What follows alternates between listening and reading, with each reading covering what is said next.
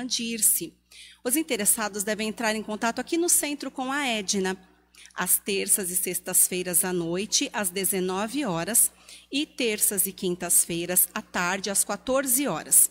Nós agradecemos a colaboração e informamos que também estamos oferecendo atendimento às pessoas carentes que necessitam de tratamento com psicólogos. Também devem entrar em contato aqui na casa com a Edna. Solicitamos a todos que fiquem com as máscaras, muito obrigada, Márcia, de forma adequada, cobrindo o nariz e a boca. Nós agradecemos a compreensão de todos. Para a campanha da fralda descartável infantil, solicitamos tamanhos PMG para o projeto Mamãe Bebê, que temos em nosso lar. Irmã Dirce, são mães carentes que fazem acompanhamento durante a gestação, ganham enxoval, participam de grupos com profissionais da área da saúde que lhe fornecem assistência e orientações. Nós agradecemos a colaboração de todos. E também para a campanha do alimento, solicitando alimentos não perecíveis para que sejam formadas as cestas básicas, que são doadas às famílias assistidas pela casa. Nós agradecemos por tudo isso e para que possamos iniciar a palestra de hoje, por favor, fechem os olhos. Nós agradecemos, meu Pai, pela oportunidade que temos de estarmos todos reunidos como verdadeiros irmãos, bem acolhidos nesta casa, pelos trabalhadores materiais, pelos trabalhadores espirituais, recebendo as inspirações, nos fortalecendo. Que Jesus esteja presente entre nós e que possamos receber a sua luz e a sua paz. Que eu, como médium, possa receber as intuições de meu mentor Erasmo Gurgel, para que ele possa desenvolver o seu trabalho da forma que achar mais conveniente. Graças a Deus, graças a Jesus. A palestra de hoje tem como tema a verdadeira morada. Para iniciar um trecho do Evangelho de João, capítulo 14, versículos 1 e 2. Não se turbe o vosso coração. Crê em Deus, crê também em mim. Na casa do Pai há muitas moradas. Vou preparar o lugar. No livro O Evangelho Pede Licença, Paulo Alves Godoy, mas também no seu livro Os 4 Sermões de Jesus, ele nos esclarece que esta passagem ocorre no Sermão do Cenáculo, num caráter particular, estando apenas Jesus e os seus discípulos. Isso acontece em meados da Páscoa, um pouco antes de Jesus ser preso. Jesus, tendo a certeza que estava finalizando a sua tarefa gloriosa pela terra, tentava acalmar os seus discípulos, falando das diversas moradas e que ele ainda estaria vivo. Paulo Alves Godoy ainda nos explica que os seus discípulos, eles já eram seres diferenciados. Já eram dotados de toda uma evolução diferente dos habitantes que moravam na terra, mas que após o desempenho desta missão como assessores de Jesus, eles retornariam para os seus mundos de origem com muito mais desenvoltura, com uma situação mais condizente com o progresso que fora alcançado. Portanto, as muitas moradas são a comprovação da pluralidade dos mundos que são habitados. No Evangelho segundo o Espiritismo, capítulo 3, Kardec nos informa que a casa do Pai é o universo. E as diferentes moradas são os mundos que gravitam no espaço e fornecem condições apropriadas aos habitantes, dependendo do adiantamento, e por isso são condições diferentes. Mas também podem ser interpretadas pelo estado de felicidade dos espíritos, conforme são mais ou menos puros e libertos da matéria. Kardec nos traz algumas classificações, uma bem mais simples, dividindo em 3 classes. Os mundos inferiores, que são aqueles onde existe a predominância da vida material. As paixões reinam e a vida moral quase não existe. Já nos mundos intermediários, existe o bem e o mal. Eles se misturam e existe a predominância de um ou outro, dependendo do adiantamento dos seus habitantes. Nos mundos mais avançados, existe apenas a vida espiritual. E Kardec nos explica que a humanidade compreende todos os seres dotados de razão que povoam os inumeráveis mundos do universo.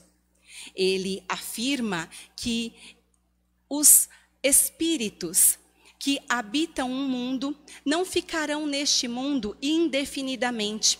À medida que eles progridem, eles avançam e podem ir para um mundo mais elevado e farão isso sucessivamente, progressivamente, até que alcancem o estado de espíritos puros.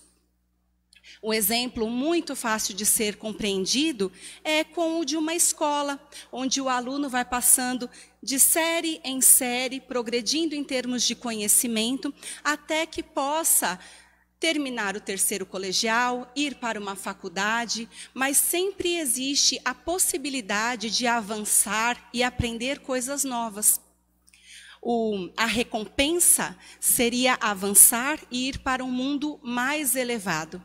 O castigo seria prolongar a sua permanência no mundo infeliz, ou então ser relegado a um mundo mais infeliz por se obstinar no mal. Espíritos refratários ao progresso que o seu mundo poderia lhe oferecer serão rebaixados a um mundo mais condizente com o seu estado, porque eles não desejaram o progresso, eles recusaram a todo o progresso que aquele mundo poderia lhes oferecer. Nós ainda podemos utilizar o livro de Dr. Nelson Lobo de Barros, o Evangelho segundo João, onde ele traz a classificação contida no Evangelho segundo o Espiritismo, porém mais fácil de ser interpretada. Então ele nos informa que os mundos primitivos é onde acontecem as primeiras encarnações da alma humana, onde o espírito inicia sua tarefa evolutiva. Os mundos de expiações e provas, como é o caso da Terra, são mundos de exílio, planetas de reajuste, onde ninguém será completamente feliz, porque visualiza a felicidade nas coisas materiais, que são transitórias, perecíveis e enganosas. Os mundos regeneradores, onde a alma que ainda tem que expiar adquire forças novas. Aquele que se arrepende encontra paz e descanso para se purificar. Mundos felizes, onde o bem predomina em quantidade absoluta. E os mundos celestes ou divinos, que são mundos de luz, moradas de espíritos superiores. Portanto, o Dr. Nelson Lobo de Barros nos afirma que a Terra não é o único mundo habitado. E nos lembra que André Luiz nos informou: todos aqueles que se elevam encontram trabalhos e cada vez terão mais oportunidades de demonstrar a sua elevação. Tudo ocorre sob planejamento elaborado e minucioso, repleto de equilíbrio e justiça. Nós utilizamos o livro de Eliseu Rigonati, O Espiritismo Aplicado, onde ele nos lembra que nós não podemos estar equivocados, iludidos quanto à posição que iremos assumir após o nosso desencarne. Nós não encontraremos um paraíso de ociosidade, mas também não encontraremos um inferno de penas eternas. A verdadeira morada, com certeza, é o mundo espiritual, porque quando nós estamos encarnados, estamos presos no corpo físico. Muitas das nossas evidências de vidas passadas, de nossas tendências, de nossa real intelectualidade, podem ficar adormecidas por conta deste corpo. Tudo o que vivenciamos com seres que amamos ou odiamos pode ficar esquecido e adormecido. Mas uma vez que desencarnamos, que nos libertamos deste corpo físico e perecível, nós adentramos o mundo espiritual e pouco a pouco recordamos todo um passado, onde nos envolvemos com as pessoas, onde erramos e acertamos, onde sabemos nos reconhecer como verdadeiramente somos. Portanto, a verdadeira morada é o mundo espiritual, onde a vida continua cheia de aprendizado, trabalho e progresso. Muitos de nós nos questionamos se quando desencarnarmos, iremos direto para o umbral. Mas Eliseu Rigonati nos afirma que a grande maioria dos espíritos, quando se despojam do corpo físico, adentram o mundo espiritual e são recebidos por familiares e amigos, que podem levá-los à colônia espiritual que lhe é apropriada. Neste local, eles recebem o mentor sábio, que vai orientar para que possa se preparar nesta nova jornada, na verdadeira morada, continuando com a sua vida. Portanto, ele vai dividir o tempo entre estudo, trabalho e planejamento reencarnatório. E nós ainda podemos utilizar um livro que é maravilhoso, uma delícia de ler, Viver em Plenitude, de Richard Simonetti. Ele fala sobre o planejamento reencarnatório e nos afirma da necessidade e do quanto é imprescindível escolhermos alguns fatores para desempenharmos a nova vida na nova reencarnação.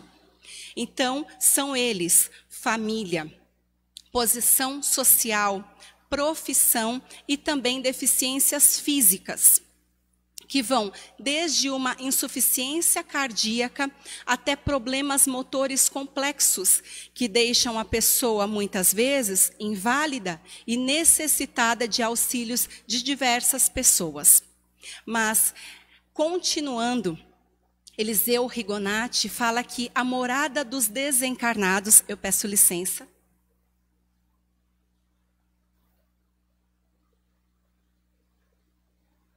a morada dos desencarnados são as colônias espirituais, que não podem ser percebidas por nós por conta da nossa limitação material. Estas colônias, elas estão ligadas aos mundos materiais ao qual pertencem os espíritos. A Terra é circundada por um imenso número de colônias espirituais que são como grandes cidades.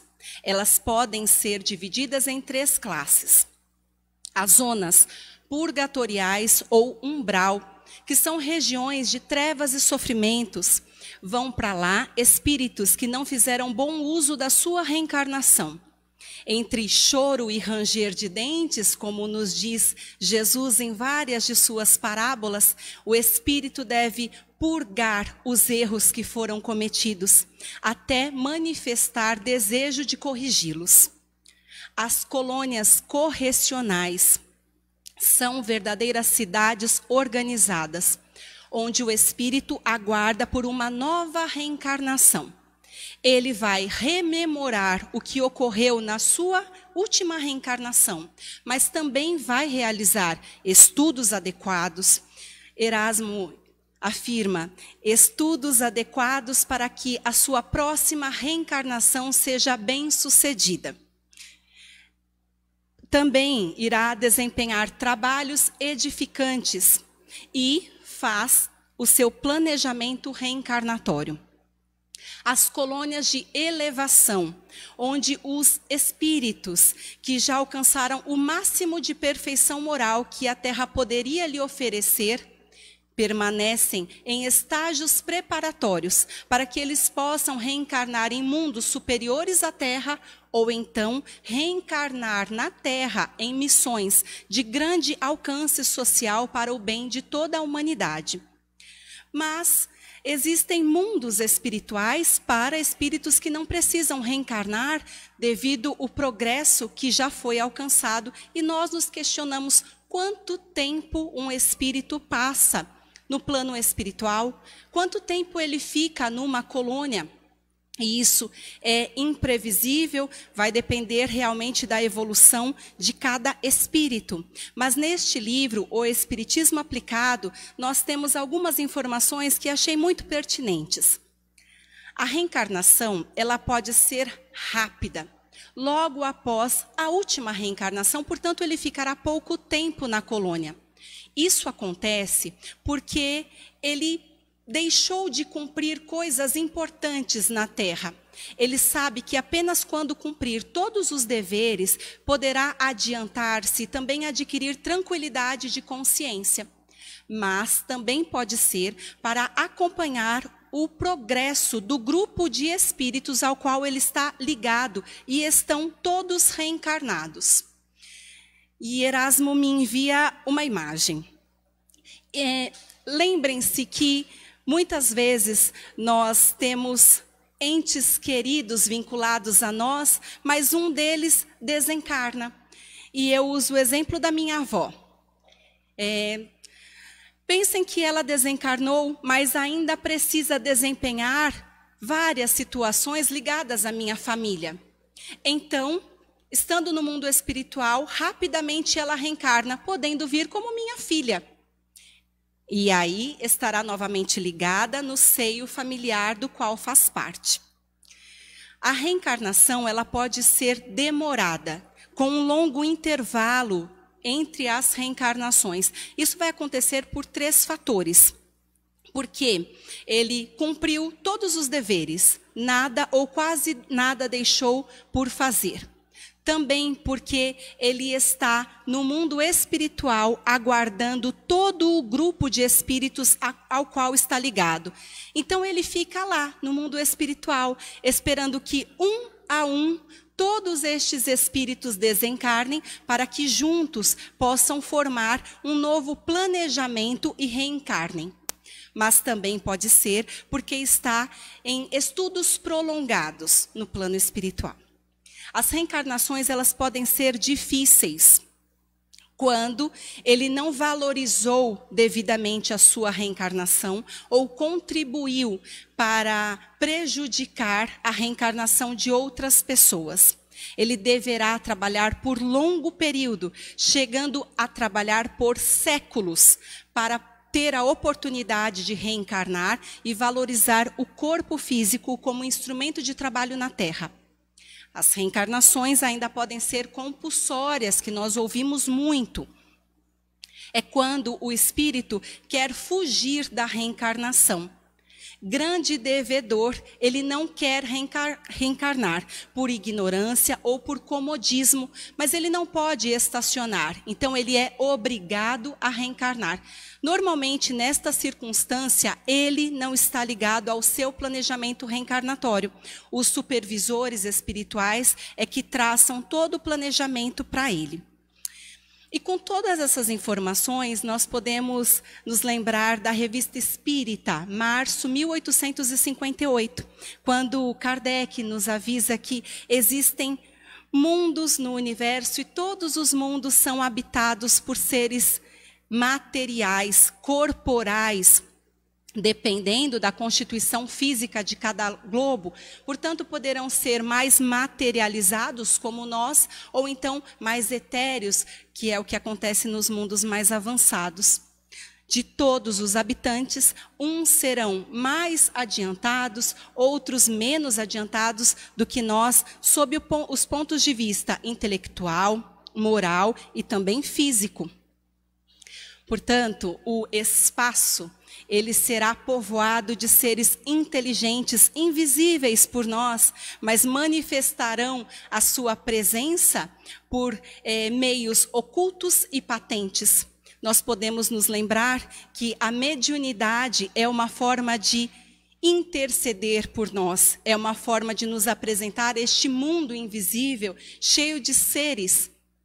E nós nos recordaremos que o mais conhecido de todos os livros, livro do Chico, escrito por André Luiz, Nosso Lar, que nos mostra a grandiosidade do mundo espiritual. Mas um livro recente, não poderia deixar de mencionar Moradas do Pai, de Erasmo Gurgel, foi publicado no ano passado. Todos os mundos são inúmeros e os planetas todos são povoados. De todos os planetas, o mais adiantado é Júpiter. Ele é o reino do bem e da justiça, a morada de espíritos bons. Se formos comparar com a Terra, a duração da vida é muito maior, podendo chegar a 5 séculos. Mas também o desenvolvimento da vida é mais rápido, a infância dura apenas alguns meses. Eliseu Rigonati ainda nos informa que os pensamentos que mantemos enquanto encarnados podem determinar a região que iremos adentrar depois do nosso desencarne. As faixas mentais, os pensamentos que emanamos são regiões no plano espiritual. E as pessoas que têm pensamentos glorificados e raciocinados, apenas voltados ao bem, ao amor, lealdade, paz de toda a humanidade, mas também vinculados a um trabalho honesto para sustentar a sua bela família, formam regiões sublimes, regiões das esferas felizes. Aqueles que têm pensamentos inferiores ligados a ódio, vingança, crimes, estes formarão regiões sombrias e escuras e precisarão de reajuste mental para alcançar a luz. No livro Palavras de Vida Eterna, Emmanuel nos esclarece que nós não podemos amaldiçoar o mundo que nos acolhe, porque sempre teremos bênçãos neste mundo. Deus nos colocou no mundo pertinente, não como exílio ou prisão, mas como escola regenerativa. Nós não podemos ser a causa do mal no mundo. Deus amou o mundo, ofertou o seu Filho para que todo aquele que nele crê não pereça, mas tenha a vida eterna. E é com isso que nós trazemos a reflexão de hoje. Para que o espírita, o verdadeiro cristão, deve ter todas estas informações dos inumeráveis mundos do universo? Emmanuel nos recorda que humildade é o reconhecimento de nossa pequenez diante do universo.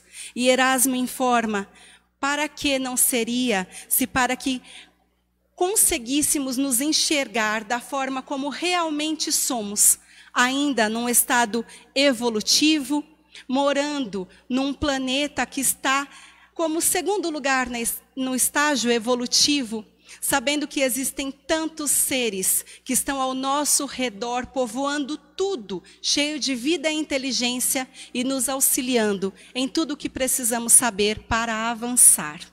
Eu agradeço a oportunidade que tive para que possamos finalizar. Me acompanhem nesta prece. Amado Senhor, nos forneça as condições necessárias para sairmos daqui cheios de luz, sabedores que estamos passo a passo, com esforço e boa vontade, poderemos um dia chegarmos bem perto de Ti. Que os exemplos do amado Mestre Jesus reinem dentro de nós. Agradeço a Erasmo e a todos os trabalhadores espirituais. Graças a Deus, graças a Jesus. Boa noite a todos, muito obrigada.